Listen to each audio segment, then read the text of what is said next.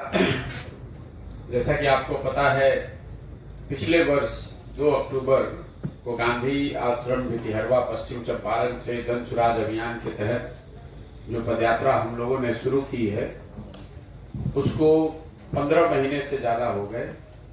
इन 15 महीनों में पश्चिम चंपारण से चल के पूर्वी चंपारण, शिवहर, गोपालगंज, सिवान, छपरा, वैशाली, समस्तीपुर, मुजफ्फरपुर, सीतामढ़ी, मधुबनी होते हुए हम लोग दरभंगा पहुंचे हैं। पिछले महीने के 29 तारीख को मैं दरभंगा आया और ये पूरा महीना मैं दरभंगा में ही रहूंगा।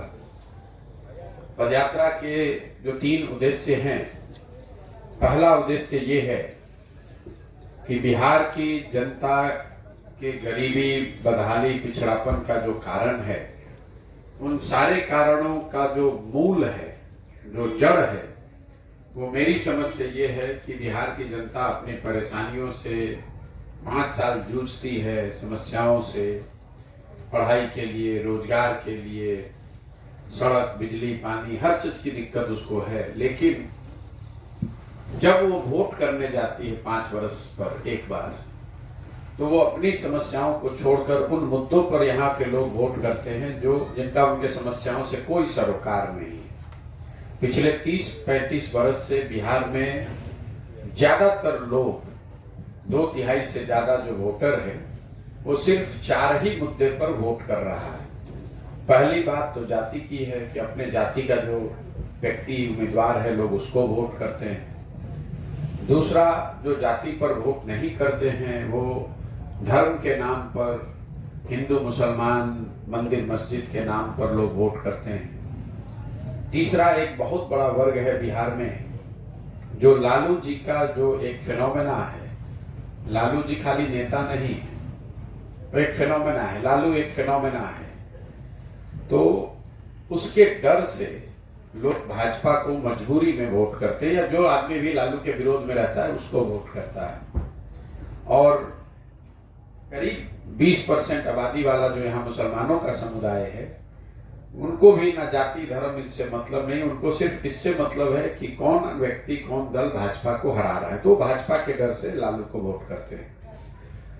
तो अगर इन्हीं 4 मुद्दों पर वोट पड़ता है, इसीलिए जो सारे और मुद्दे हैं वो चुनाव आते आते गौण हो जाते हैं। तो मेरी जो अपनी 10-15 वर्ष की सोच, अपने मेरे राजनीतिक सामाजिक अनुभव रहे हैं, उसके आधार पर मेरी सोच ये है कि जब तक जनता को इस बात के लिए समझाया, तैयार नहीं किया जाएगा कि भाई आपको वोट जिसको देना है दीजिए, लेकिन वोट आप अपनी समस्याओं के लिए दीजिए, अपने बच्चों के लिए दीजिए, उनके भविष्य के लिए दीजिए।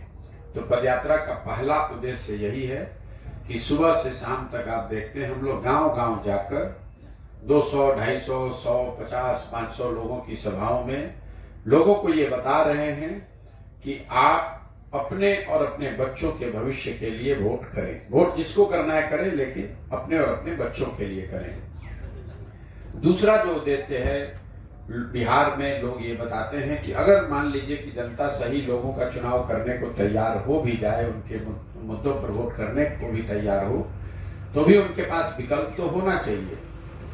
जो लालू के डर से भाजपा, भाजपा के डर से लालू को वोट देने वाले करीब आधी जनता है, उसको तो ये मालूम है कि ये गलत वोट वो कर रहे हैं। वो जाति पर नहीं दे रहे हैं, धर्म पर नहीं दे रहे हैं, इसलिए मजबूरी में दे रहे हैं। उन लोगों को मजबूरी में वोट न देना पड़े गलत दल या नेता को, इसके लिए जरूरी है कि बिहार में एक नया विकल्प बनाया जाए। बिहार में 50% से ज्यादा लोग, आज विभिन्न सर्वे में ये निकला है कि 50% से ज्यादा बिहार के लोग ये चाहते हैं कि बिहार में एक नया विकल्प बने, एक नई व्यवस्था बने जो ये भाजपा, जदयू, आरजेडी से अलग हो। क्योंकि उन्होंने पिछले 30-35 सालों में ये देख लिया है कि इन किसी दल से बिहार का सुधार होने वाला नहीं है। एक नया प्रयास होना चाहिए, नया विकल्प बनना चाहिए। अब वो विकल्प क्या हो, कौन उसका नेता हो, उसको लेकर अलग अलग मत हो सकते हैं, लेकिन बिहार में एक नया और बेहतर विकल्प होना चाहिए। इसको लेकर आधी से ज्यादा जनता एक तरीके से तैयार बैठी है। तो पदयात्रा का दूसरा उद्देश्य है कि बिहार में ऐसे लोगों को साथ में लेकर एक नया विकल्प और दल बनाया जाए। फर्क सिर्फ इतना है कि वो दल कोई व्यक्ति प्रशांत किशोर न बनाए, बल्कि जब अगर 50% जनता 6 करोड़ से ज्यादा लोग ये चाहते हैं कि नया दल बने, उन्हीं लोगों में से सही लोगों को ढूंढ कर निकाला जाए और सब लोग मिलकर एक लोकतांत्रिक तरीके से एक दल बनाएं। वही लोग मिलकर इस दल का संविधान तय करें, वही इसकी दल की प्राथमिकता तय करें, नेता का चुनाव करें और आगे जनता के सामने वो विकल्प के तौर पर अपनी बात रखें।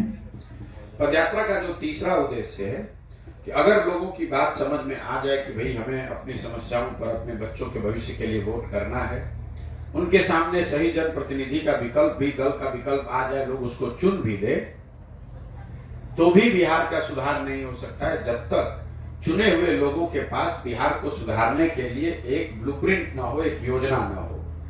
तो पदयात्रा का तीसरा उद्देश्य ये है कि जमीन पर जाकर जमीनी हकीकत को समझकर, समस्याओं को आंख से देखकर, लोगों से सलाह मशवरा करके बिहार के हर पंचायत का अलग अलग, मतलब अगर 8,500 पंचायत हैं तो 8,500 अलग अलग योजनाएं बनाना, ताकि हर पंचायत का एक खाका बनाया जा सके कि अगले 10 वर्ष में उस पंचायत का विकास कैसे किया जाएगा।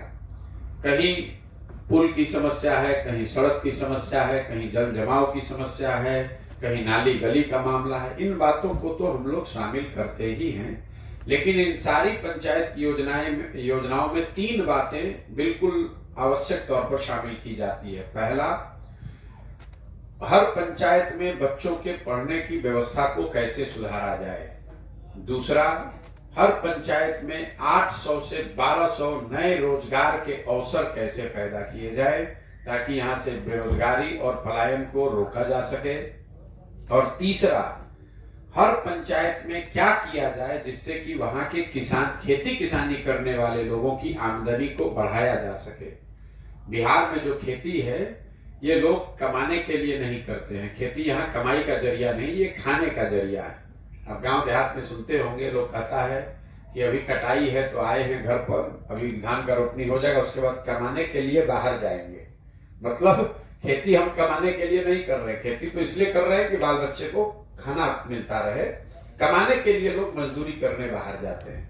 तो ये 3 जो मुख्य समस्या है जिसके समाधान से मुझे लगता है कि बिहार में व्यवस्था सुधर सकती है, वो है लोगों में जागरूकता आए कि लोग अपने और अपने बच्चों के लिए वोट करें, उनके सामने एक सही लोगों का विकल्प, एक नया दल हो, और तीसरा, उन दल के लोगों के पास बिहार को सुधारने का अगले 10 साल का प्रामाणिक एक योजना हो, जो नीचे जमीन से को देखकर समझकर बनाया गया हो। इन्हीं 3 उद्देश्यों को लेकर हम लोग पिछले 15 महीने से चल रहे हैं। करीब करीब आधा बिहार मैं कभी चल पाया हूँ, 40-45% के आसपास। आधा बिहार और बाकी है, उसको करने में अभी 1-1.5 साल और समय लग सकता है, लेकिन मैं पूरी तरीके से प्रतिबद्ध हूँ, चाहे 1 बरस लगे या 5 बरस।